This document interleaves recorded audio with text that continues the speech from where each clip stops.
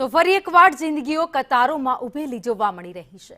દેવભૂમિ દ્વારકાની વાત કરીએ, જ્યાં ભાણવડમાં પેટ્રોલની અછત સર્જાઈ, જેના કારણે લાંબી લાઈનો પેટ્રોલ પંપની બહાર જોવા મળી। 2 દિવસથી પેટ્રોલનો પૂરતો જથ્થો નથી મળતો।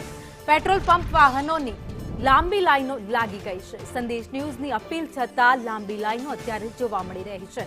સંદેશ ન્યૂઝે પણ વારંવાર અપીલ કરી, ત્યારબાદ સરકાર તરફથી પણ અપીલ કરવામાં આવી કે રાજ્યમાં પેટ્રોલનો પૂરતો જથ્થો છે, કોઈએ દોડાદોડી કરવાની જરૂર નથી, પેનિક થવાની જરૂર નથી।